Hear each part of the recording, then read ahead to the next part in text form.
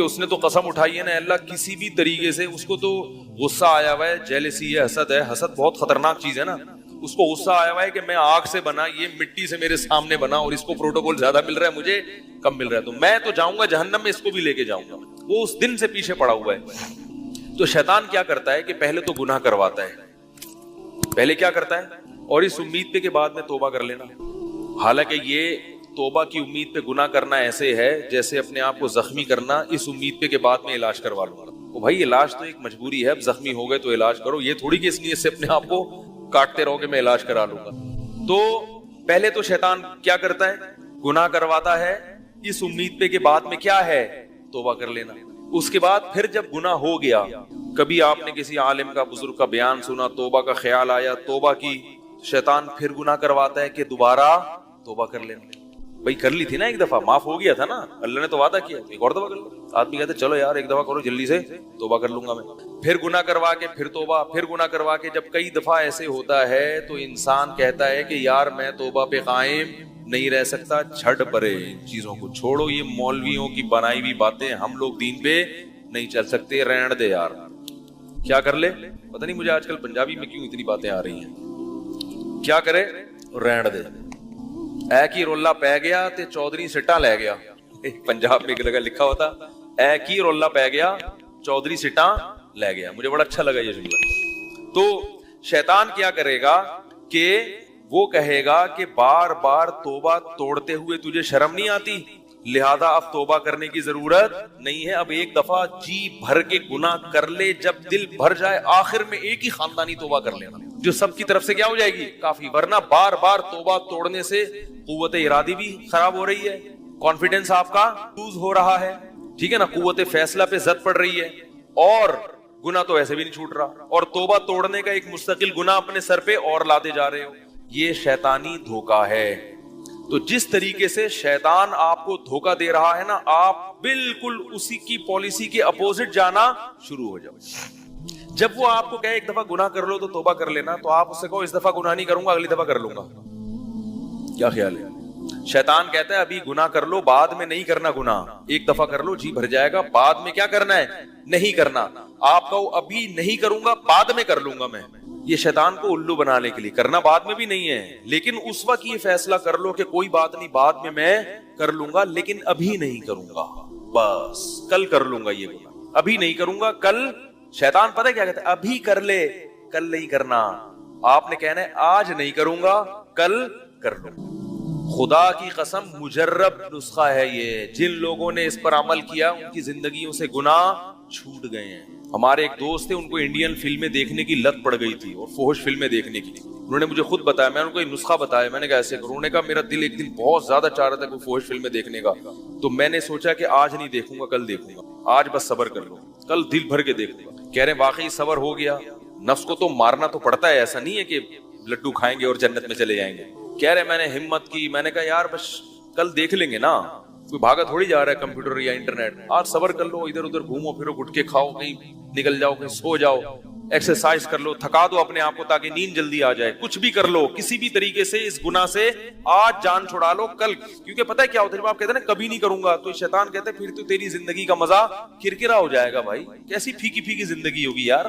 तो साहब कहने लगे मैंने कहा कि आज नहीं करूंगा, कल लाजमी करूंगा। कह रहे हैं अगले दिन फिर जब गुनाह का ख्याल आया, मैंने कहा आज नहीं करूंगा, कल लाजमी करूंगा। कह रहे खुदा की कसम वो गुनाह मुझसे छूट गया जिस गुनाह के बारे में मैं ये समझता था कि कभी भी नहीं छूटेगा। तो शैतान को आपने, जो टोपी शैतान आपको करा रहा है, आपने उसको पकड़ियां कराना शुरू कर दिया। दूसरी बात ये कि अगर शैतान ने बिलफर्ज किसी से गुनाह करा दिया, अल्लाह माफ फरमाए, बड़ी मुसीबत है ये जब पड़ जाता है ना इन चीजों। तो अब बार बार तौबा जब टूट रही है तो शैतान कहेगा ऐसी तौबा का फायदा क्या जिस तौबा पे आप कायम नहीं रह सकते। तौबा तोड़ना भी तो एक जुर्म है ना। तो शैतान को ये बता दो कि तौबा तोड़ना तो जुर्म है, इस तौबा तोड़ने पर माफी मांगना ये जुर्म नहीं है। तौबा तोड़ते हुए शर्म आनी चाहिए, दोबारा जोड़ते हुए शर्म नहीं आनी चाहिए। हाँ जुर्म की नौयत बढ़ गई, एक पहले जुर्म किया था और एक तौबा जो तोड़ दी है, तो जैसे उस जुर्म की सजा अल्लाह से माफी मांगना, इस जुर्म की सजा भी अल्लाह से माफी मांगना, और तगड़ी माफी मांगना। बार बार भी तोबा करके अगर आदमी तोबा करता रहेगा तो तोबा 100 दफा भी करेगा ना तोबा, तो 1000वीं मर्तबा भी तोबा करेगा तो अल्लाह ताला इस बेस पर तोबा को रद्द नहीं करेंगे कि तू पहले 10 दफा ये तोबा तोड़ चुका है या 100 दफा तोड़ चुका है। इस बेस पे तोबा रद्द नहीं की जाती। क्यों भाई? अल्लाह ने क्यों फैसला किया है कि तू 1000 दफा भी करेगा ना तोबा तो मैं तोबा कबूल करूंगा? बस ये फैसला क्यों? इसलिए कि अगर अल्लाह ने किसी भी वक्त आपको ये कह दिया कि तुम्हारी तोबा का तुम्हारे पास ऑप्शन नहीं है, तुमने इतनी दफा तोड़ी है कि अब मैं तुम्हारी तोबा कबूल नहीं करूंगा, तो फिर आपको अल्लाह के दर के अलावा किसी और के दर पे जाने का जवाज मिल जाएगा। देखो, अब्बा से कर्जा लेने गए और जरूरत बहुत शदीद है, खाने को रोटी नहीं है। एक मिसाल दे रहा हूं, अब्बा ने कहा जाओ, अरे मैं पैसे नहीं देता, तू कम वक्त उड़ा देता है पैसे, तूने पहले भी इतनी दफा गुटकों में उड़ाए हैं और ये और वो और फलाना। आपका अब्बा आपकी तकरीर कितनी अच्छी क्यों ना हो, मैं बहुत इसराफ करने वाला, मैंने अय्याशी में उड़ा दी है, पूरी जायदादें उड़ा दी, मगर अभी मेरे पास रोटी नहीं है। आपकी तकरीर बहुत टाइट है। अब अगर आपने मुझे पैसे नहीं दिए तो मैं वसीम भाई से जाके ले लूंगा, ठीक है ना? तो लोग बोलेंगे इसका बाप गरीब आदमी है, इतने बड़े सेठ का बेटा और कर्जे मांग रहा है किसी कबाड़िए से, कभी गोले गंडे वाले से, कभी टमाटर वाले से, तो बाप अपनी ये बेइज्जती बर्दाश्त, बोलो भाई, नहीं कर सकते। अल्लाह कहते हैं 100 मर्तबा भी अगर तोबा टूट जाए, आना किसके पास है? मेरे पास, क्योंकि मैं ये बर्दाश्त नहीं करता कि तुम्हारे ये हाथ मेरे अलावा किसी और के दर पे उठे और तुम उससे उम्मीदें लगाओ, क्योंकि अल्लाह अपनी तौहीद के मामले में बहुत गैरत वाला है। वो अपने साथ किसी की शिरकत बर्दाश्त नहीं करता और उसे बंदे की ये अदा बहुत पसंद आती है कि ये मोहताज होके हाथ सिर्फ मेरे दर पे उठाता है। जितनी इंसान को रोटी की जरूरत है ना, उससे कई गुना ज्यादा जरूरत है अपना गुनाह मुआफ करवाने की, क्योंकि हमारे पास इसके अलावा कोई ऑप्शन, क्योंकि अल्लाह ने गुनाह पे जो सजाएं रखी हैं वो इतनी सख्त हैं कि आप अल्लाह से कहें अल्लाह मैंने 100 दफा भी तौबा तोड़ी है, लेकिन मैं तेरी जहन्नम की आग बर्दाश्त नहीं कर सकता, मुझे माफ करना है तुझे। नहीं आ रही मेरा ख्याल है बात, मैं माफ करवा के छोड़ूंगा, मेरे पास है अल्लाह, इसके अलावा कोई ऑप्शन नहीं है। मैं कितना बड़ा मुजरिम, बार बार तौबा तोड़ी मैंने, बार बार मुआहिदे की खिलाफ वर्जी की, लेकिन मैं जहन्नम की आग बर्दाश्त नहीं कर सकता। जितना बड़ा मुजरिम हूं, लेकिन ये करना पड़ेगा, तुझे माफ करना पड़ेगा।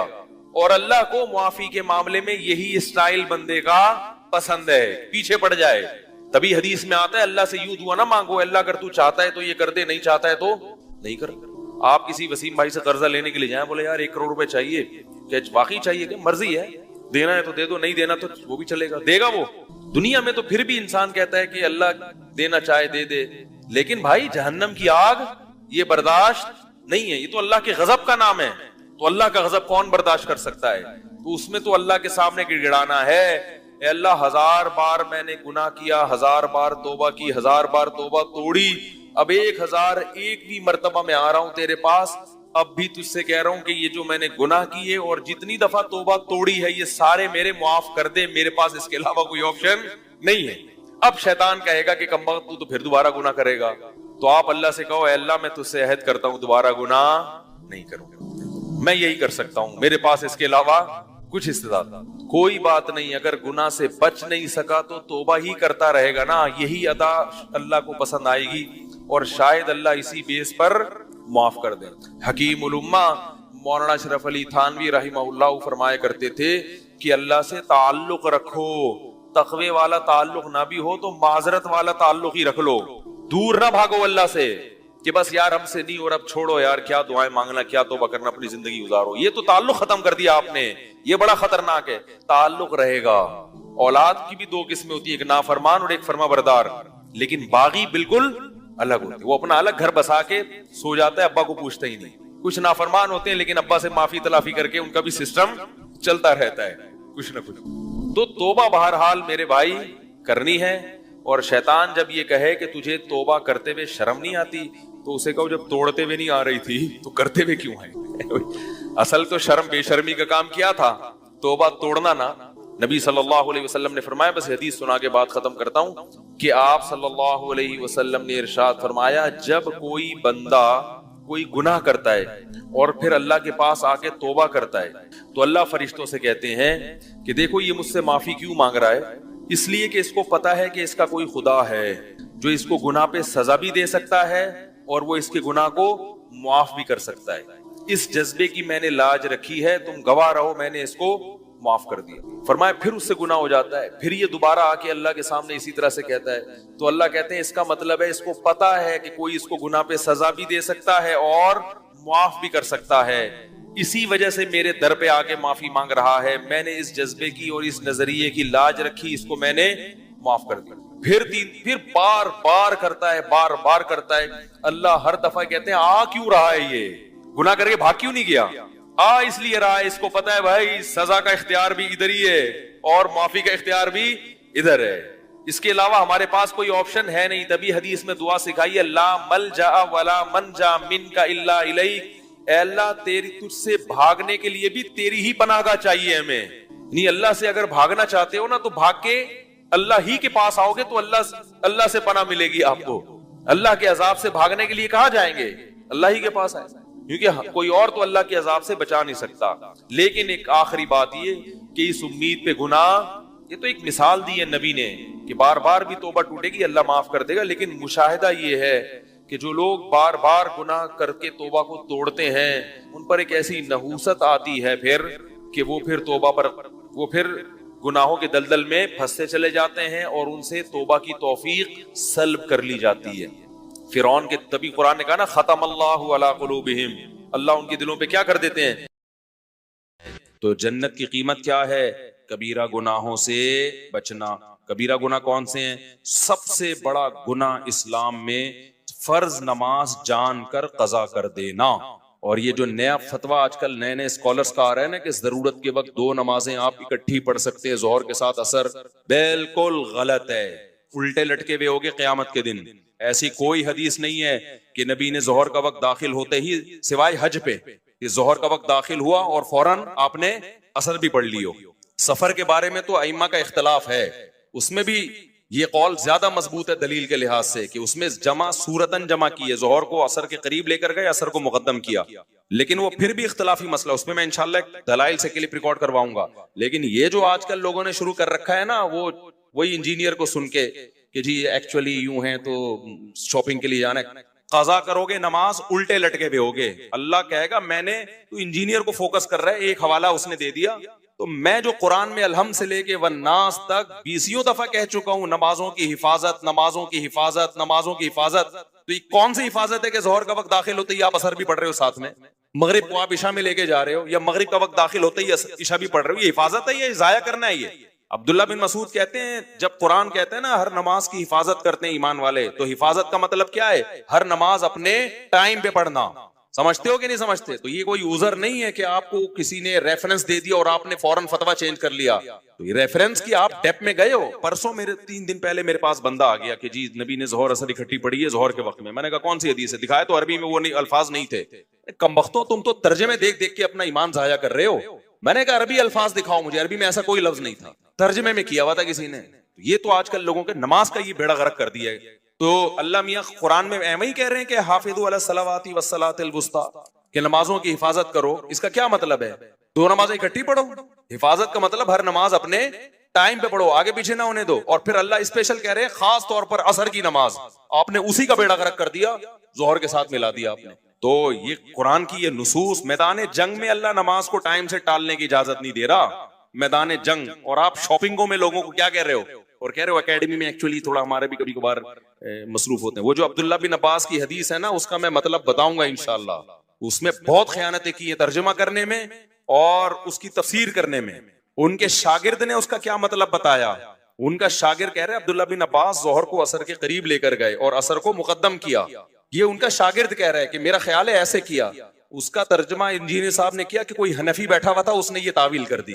फिर कह रहा है कि मैं अब्दुल्ला बिन अब्बास को फॉलो करता हूं, किसी और को नहीं। अब्दुल्ला बिन अब्बास ने ये कब किया कि जोहर का वक्त दाखिल होता ही असर पढ़ लिया है, या जोहर को असर तक कजा किया है, कब किया है? उनका शागिर्द जो बता रहा है उसको आप कह रहे हो कि मैं वो हनफी था कोई शागिर्द।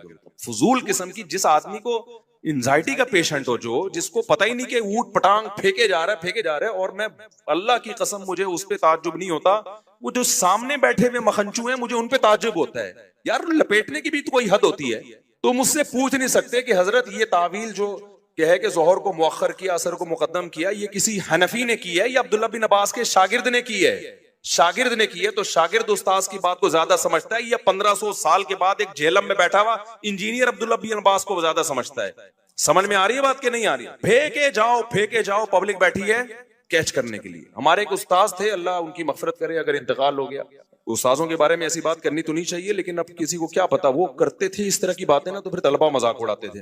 वो क्या करते, जब क्लास में आते ना तो अपनी तारीफें बहुत ज्यादा करते थे। वो थे काबिल उस्ताद, लेकिन बहुत ज्यादा करते थे। मैं यूं हूं, मैं यूं हूं, मैं यूं हूं, मैं यूं हूं, बोलते रहते। तो मैंने एक दिन एक लड़के को देखा, वो यूं यूं कर रहा है बैठ के, यूं यूं यूं। मैंने कहा ये क्या कर रहा है भाई तू? वो लड़का भी मैं जानता हूँ, यहाँ बयान में भी बैठा हुआ है। अब तो हमारा दोस्त, अब तो बड़ा हो गया, वो बच्चे जवान हो गए उसके, तो वो यूं यूं कर रहे हैं। मैंने कहा क्या कह रहे हैं यार? ये फेंक रहे हैं, मैं लपेट रहा हूँ। वो पतंग में नहीं मांझा फेंक, मैं लपेट रहा हूँ। अच्छा, यूं डेस्क के नीचे करके लपेट रहा होता था। तो मैंने कहा ये तो ऐसा नहीं करो यार। कहते हैं भाई एक दिन इनकी तारीफ हमने सुन ली, 2 दिन हो गए, 3 दिन हो गए यार, अब इतना दुनिया में नेक, यही टीचर एक पैदा हुए हैं। टीचर वाकई काबिल थे, लेकिन बहुत ज्यादा करने लगे थे ना, तो हमें बड़ी ऐसी आई। तो अगला फेंके जा रहा है, आप बैठ के क्या कर रहे हो? लपेटे। नबी हजरत सफिया को बुखारी में है कि घर छोड़ने के लिए गए, यानी मस्जिद से बाहर निकल गए। तू तर्जमा देख लो उसका, और तर्जमा भी गलत हो सकता है। अरबी अल्फाज तो देखो ना, तुम उलमा से तो पूछो। जोहर के साथ असर इकट्ठी हो रही है, मगरिब को डिले किया जा रहा है, और दलील वो अब्दुल्ला बिन अब्बास की दी जा रही है कि मेरी उम्मत हरज में ना पड़े। और ये भी कहा जा रहा है कि अगर हर नमाज अपने टाइम पे ही पढ़नी थी तो इसमें आसानी क्या हुई? ओ भाई, आसानी इसमें है कि आपको 2 नमाजों के लिए 2 दफा आना है। अब एक ही दफा में 2 नमाजें निबट जाएंगी, तो ये आसानी नहीं है। तो कॉमन सेंस की बात है। किसी दिन किसी जरूरत से इमाम साहब ये करें कि जोहर को असर तक ले गए, असर के करीब जोहर पढ़ ली और कहा असर का वक्त दाखिल होते ऐसे भी पढ़ लेंगे, बड़ी सहूलत हो जाती है इससे। तो कभी कभार अगर कोई ऐसा कर ले, कोई हरज नहीं है। तो नबी ने भी ऐसा इसीलिए किया है कि कभी कभार कर लिया जाए तो कोई हरज नहीं है, लेकिन इसमें हर नमाज अपने टाइम पे ही पढ़ी है। समझते हो कि नहीं समझते? ये कहाँ लिखा है कि कजा की है वो? तो मैं इनसे पूरा क्लिप रिकॉर्ड करवाऊंगा। तो अभी तो सिर्फ ये बताना है कि अभी जब आप वहां अकेडमी में बैठा करें तो यूं यूं कर किया करें, यूं जब कोई बोला करें ठीक है, लपेटने के लिए बेहतरीन चीज है, सही है ना? बाकी मुतासिर ना हुआ करें। ये रिसर्च भाई, इट इज कॉल्ड रिसर्च, कोई रिसर्च नहीं है। अब्दुल्ला बिन अब्बास से सुनन निसाई में खुद ये तावील मनकूल है कि जोहर को मुकद्दम किया, असर को, जोहर को मुअख्खर किया, असर को मुकद्दम।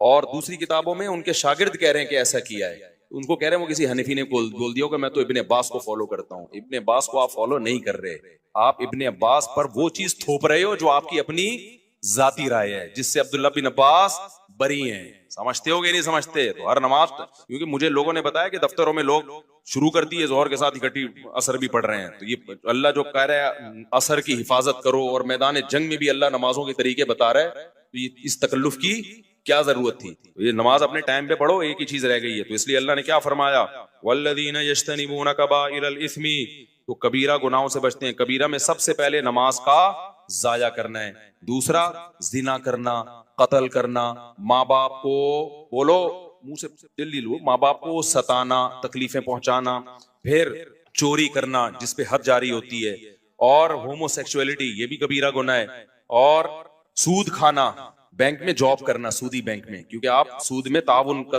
जरिया बन रहे हैं। उलमा कहते हैं कबीरा गुनाह वो गुनाह है, हर वो गुनाह जिसपे जहन्नम की वईद हो या अल्लाह उसके रसूल की तरफ से लानत। तो नबी ने सूद देने वाले लेने वाले पर भी लानत, सूदी लेन देन पे गवाह बनने वाले पर भी लानत, सूदी लेन देन के को लिखने वाले पर भी लानत की है। तो ये भी कबीरा गुनाह में दाखिल है। इंश्योरेंस में जॉब करना, इंश्योरेंस, क्योंकि वो सूद और जुए का मजमुआ है, वो भी कबीरा गुनाह में दाखिल है। औरत का कभी कभार बेपर्दगी हो जाए तो सगीरा, मुकम्मल मुसलसल बेपर्दा रहना, मुसलसल जैसे कि आदत ही होती है, तो वो किस में दाखिल है? मुंह से कबीरा में दाखिल है। कभी बदनजरी हो गई गलती से, सगीरा में दाखिल है। बदनजरी की आदत पड़ जाना, बोलो कबीरा में दाखिल है। हैंड प्रैक्टिस का भी ऐसा ही मसला है, कभी किसी से गलती से हो गया, बहुत ज्यादा गलबा था उसके ऊपर, गलत किया उसने, तौबा इस्तिगफार करे, लेकिन वो कबीरा में नहीं आएगा। लेकिन ये काम जो करता है एक दफा नहीं होता, उससे यूज टू होता है। जब आप यूज टू हो गए तो ये किस में आ गया? सगीरा गुनाह का जब इसरार हो ना, करते रहो, तो वो कबीरा में दाखिल हो जाता है। वो समझते हो कि नहीं समझते? इसी तरह और बहुत सारे गुनाह हैं। रिश्तेदारी तोड़ना, एक साल हो गया बहन से बात नहीं हो रही, एक साल हो गया सगे भाई से मुंह बनाया हुआ है, फुप्पो से मुंह बनाया हुआ है, खाला, ये जो महरम रिश्ते हैं, ये इनसे सिला रहमी फर्ज है। कभी कभार हो जाती है ऊंच नीच, इतने लंबे अरसे के लिए कतई ताल्लुक कर लेते हैं, तो ये भी किस में दाखिल है? रिश्तेदारी तोड़ना इस्लाम में छोटा गुनाह बोलो नहीं है। तो ये मोटे मोटे गुनाह है। कभी कभार किसी की हल्की फुल्की गीबत हो गई, सगीरा में दाखिल है। गीबत का ताल्लुक इससे है कि गीबत करके अगले को जलील कितना कर रहे हो। थोड़ी सी इंसल्ट हुई तो सगीरा, बड़ी इंसल्ट हुई तो कबीरा। समझ रहे हो? इसकी मिसाल ऐसे है, एक आदमी ने कहीं हल्का सा छोटा सा कोई जुर्म कर लिया, मामूली सा, आपने देख लिया उसको, आपने लोगों को बता दिया, अल्लाह ने उस पर पर्दा डाला हुआ था, आपने बता दिया कि ये जो है ना घंटी बजा के भाग रहा था, एक मिसाल दे रहा हूं, तो इससे कोई ज्यादा जलील नहीं हो जाएगा सोसाइटी में, तो ये गीबत भी सगीरा कहलाएगी। लेकिन आपने उसको जिना करते हुए देख लिया या कोई और जुर्म करते हुए, अल्लाह ने उसके गुनाह पे क्या डाला है? पर्दा। तो इस्लाम भी कहता है क्या डालो, उसको समझाओ जाके, आप दुनिया में क्यों जलील कर रहे हो? आपने जाके फौरन लोगों को बता दिया ये कर रहा है। ये जितना बड़ा जुर्म जिना है ना, उससे बड़ा जुर्म आपने कर ली, और अब अपने जलील होने के लिए तैयार हो जाओ। समझ रहे हो? हदीस में आता है कि जो किसी की मुसीबत पे खुश होता है ना, उसका खतरा है कि अल्लाह उसको उस अजाब में डाल दे। मुसीबत ही है ना, जिना कर लिया उसने। आज मीडिया पे कैसे चीजें वायरल करते हैं, खुफिया वीडियो लीक हो गई, होटल की वीडियो लीक हो गई, फलाने की खुफिया वीडियो लीक हो गई।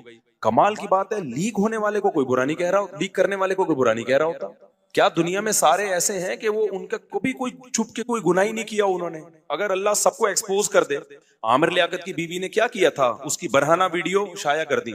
उस वक्त सारे क्लिप आमिर लियाकत के खिलाफ बन रहे थे। मैं हैरान था, उसकी बीवी को कोई कुछ नहीं कह रहा। कितनी बड़ी मुजरिम थी वो औरत, कितनी जलील औरत थी वो, कि जो मियां बीवी के खास मामलात होते हैं उसमें वो बेशरम औरत जो है उसके बगैर कपड़ों की वीडियो वायरल कर रही है, और लोग उसे एक लफ्ज कहने के लिए तैयार नहीं है, सारा नजला आमिर लियाकत पे उतार रहे हैं। तो ये हमारी सोसाइटी का ना बहुत बड़ा ऐब है कि जो गुनाह कुछ वायरल कर रहा है उसको एक लफ्ज नहीं बोला जाता, और सारा नजला उस पे जो छुप के गुनाह कर रहा है। जो छुप के कर रहा है तो शरीयत ने तो उस पे पर्दा डालने का हुक्म दिया है। हाँ, खुलेआम कर रहा है तो फिर उसको जलील करते फिरो। तो ये बहुत बड़ा इल्मिया हमारी सोसाइटी का भाई। बता रहे होते हैं मजे ले लेके उसने ये किया, और फिर इनमें अक्सर झूठ भी होता है, हमेशा सच नहीं होता इसमें। तो इसलिए, और खास तौर पे तलाक के बाद ना, ये जहन में रखो, मियां बीवी एक दूसरे पे इल्जाम लगाते हैं, इन इल्जामों को कभी वैल्यू ना दिया करो। शौहर कहते हैं मेरी बीवी गलत थी इसलिए मैंने तलाक दे दी, बोलो तू उल्लू का पट्टा है। जब दे दी है, तेरी बीवी नहीं है, तो शर्म नहीं आती किसी अजनबी औरत के बारे में ऐसी बातें करता हुआ? बस नहीं अच्छी थी, तूने छोड़ दिया ना, तो तेरा काम था, कर लिया। अब क्यों बोल रहा है कि वो ऐसी थी वो वैसी थी? मीडिया पे जब भी कोई बेगैरत आया करे ना, तलाक देके बोला करे मेरी बीवी ने ये किया इसलिए मैंने छोड़ा, उस बेगैरत गालियां लिख के दिया करो। गालियों का असर पड़ता है, आप समझ रहे हो कि उस पर असर नहीं होगा? होगा असर। जब गालियां जाएंगी ना दबा के, वो पढ़ेगा कमेंट्स, उसकी नींदें उड़ेंगी, बोलेगा मैंने गलत कर दिया। और इसी तरह औरत अपने शौहर पे इल्जाम लगा रही हो ना लड़की के बाद, इसने ये यूं था, ये यूं था, ये यूं करता था, ये लड़कियों से बातें, उसको बोलो तू एक नंबर की क्या है, बेशरम। जब तेरा मियां नहीं है तो तुझे क्या लेना देना? तो ये हमारी सोसाइटी में ना, और मीडिया वाले भी चस्के लेते हैं बिल्कुल, तो बहुत मजे ले लेके इसको वायरल कर रहे होते हैं। तो ये इस्लाम में हराम है, गुनाहे बोलो कबीरा है। इसी तरह भाई कहते हुए डर लगता है, लेकिन मसला है मैं छुपा नहीं सकता, मर्द के लिए दाढ़ी काटना भी गुनाह है, बोलो ये भी गुनाह कबीरा में आता, तगयीर खल्क़िल्लाह में आता। औरत का आईब्रोज बनाना गुनाह है, बोल दो ना कबीरा है, क्योंकि नबी ने लानत की है। हाँ, किसी औरत की आईब्रोज बहुत ज्यादा घनी हो और आपस में बहुत ज्यादा मिली भी हो, तो फिर इतना सेटिंग की जा सकती है कि उसको नॉर्मल हालत, ब्यूटी की नीयत से नहीं, ऐब दूर करने के लिए उसको नॉर्मल कंडीशन पे लाया जा सकता है। इसकी मिसाल ऐसे है कि जैसे दांतों में जो खला पैदा करेगा ना ब्यूटी के लिए, नबी ने उस औरत पे लानत की है। अरब के में ऐसा होता था, खवातीन क्या करती थी, उस जमाने में भी डेंटिस्ट होते थे, तो दांतों में ना खला पैदा करवाती थी, क्योंकि दो दांत में अगर बीच में गैप हो थोड़ा सा, बाज लोगों पे अच्छा लगता है ना, बोल दो अच्छा लगता है, बाजों के नहीं भी लगता। तो नबी ने लानत फरमाई, अल मुतफल्लिजात, वो औरतें जो दांतों में गैप पैदा करवाती हैं उन पर अल्लाह की लानत। क्यों? अल्लाह की बनाई हुई तखलीक को क्या कर रही हैं? चेंज। दांतों की सेटिंग आप चेंज नहीं कर सकते। आपकी नाक जैसी है, अल्लाह ने गॉड गिफ्टेड है, उसको चेंज मत करो कि ऑपरेशन करके इतनी बारीक ना। वो डॉक्टर दिखा रहे होते हैं ये वाली नाक पसंद है, ये माइकल जैक्सन की है, ये फलाने की है, ये फलाने की है, कौन सी सूटेबल है। ये नहीं है भाई, जो अल्लाह ने नाक दे दी वही है। हाँ, किसी में ऐप पैदा हो जाए, चाहे वो पैदाइशी हो या एक्सीडेंट की वजह से हो, उस ऐप को दूर करना जायज है। अब एक्सीडेंट हुआ, अच्छी वाली नाक दाएं बाएं हो गई, तो उसको सेटिंग पे ला सकते हो भाई।